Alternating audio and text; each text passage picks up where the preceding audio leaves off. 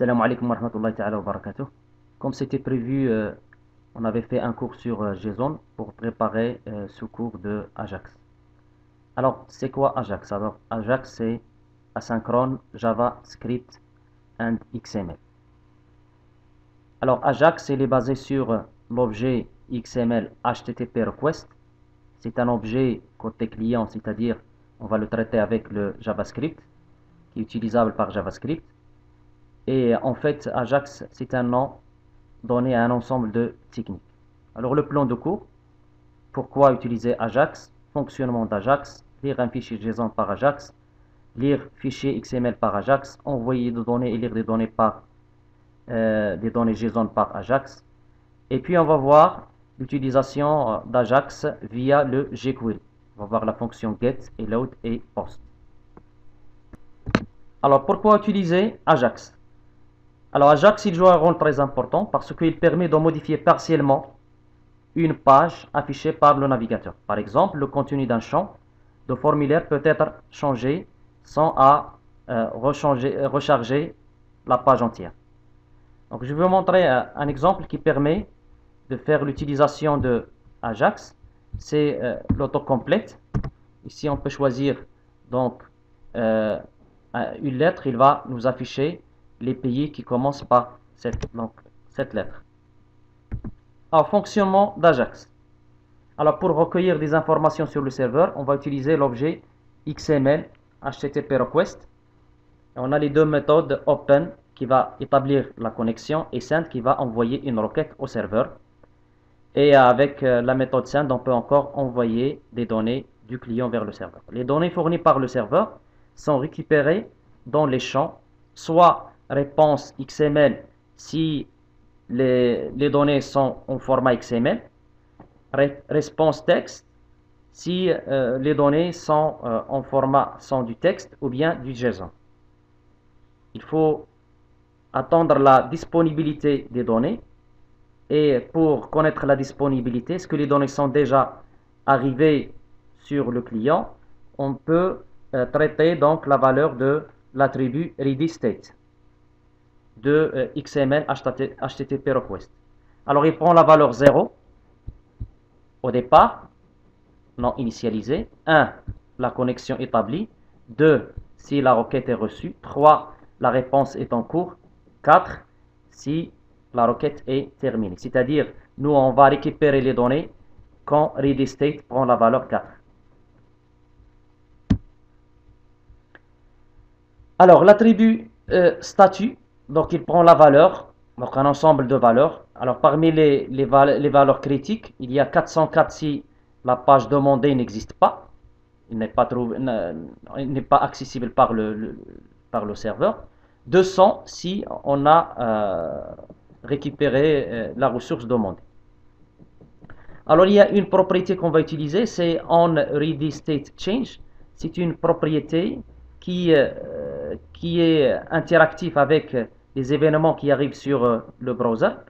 Donc on va à cette propriété, on peut lui assigner une fonction anonyme pour traiter l'état de notre requête.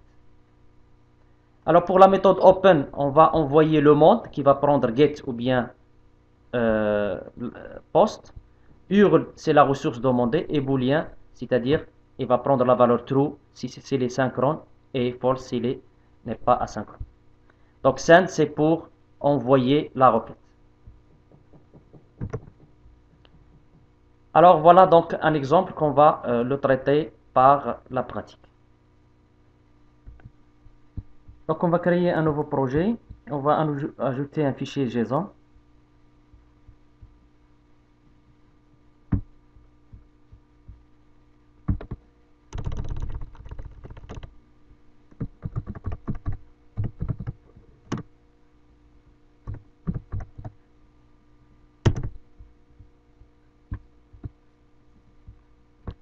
Et on va mettre ici de JSON.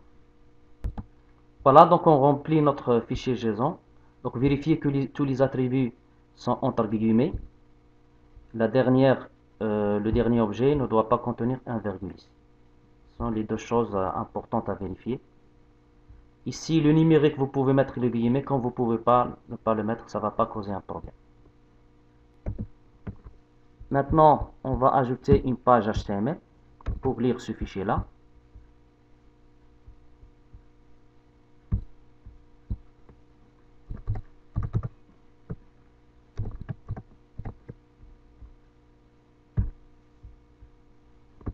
OK. Alors, dans la page, donc, on va ajouter donc, la partie script. Là, on va mettre le code JavaScript. On va mettre un bouton sur l'événement click. On va faire appel à la méthode getData. Alors, donc, on va mettre le code suivant.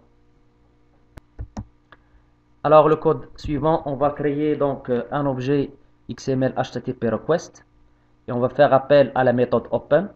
Ici, on spécifie la méthode get et puis le nom du fichier JSON. Voilà. Ce fichier-là, il va être envoyé par le serveur. Et puis, on lance la méthode send. Ici, j'ai mis nul parce que je ne vais pas envoyer aucune donnée vers le serveur.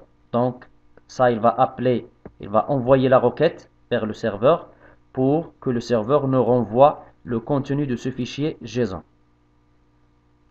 Alors, le remplissage, je dois le mettre au moment où que le ready state prend la valeur 4, c'est-à-dire que la requête est arrivée, et que le statut est de 100, c'est-à-dire que le fichier JSON il est accessible via le serveur, c'est-à-dire le serveur il a envoyé donc le fichier JSON sur le client. Alors pour ce faire, je dois appeler la propriété onReadyStateChange et à laquelle j'applique la fonction anonyme et sur laquelle je vais vérifier est-ce que le statut égale à 4, readyState égale 4 et le statut égale à 200. À ce moment-là, je vais créer une chaîne de caractères et ici je récupère la valeur retournée par l'objet XML HTTP request et les données JSON je vais les trouver dans response text.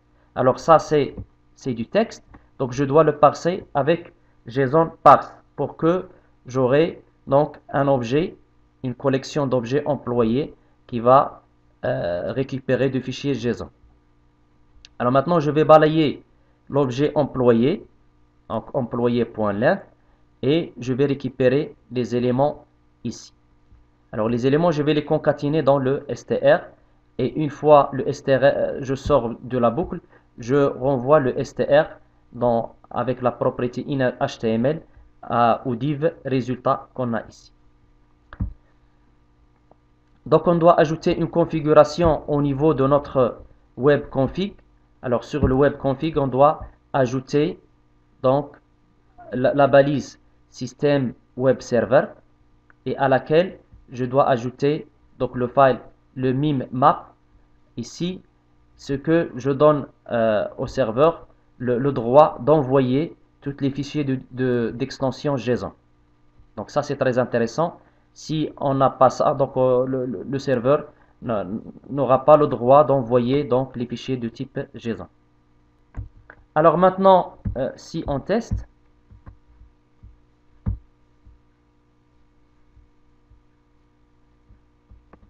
get JSON, et voilà, j'ai récupéré les noms des trois employés qui se trouvent dans le fichier JSON. À regarder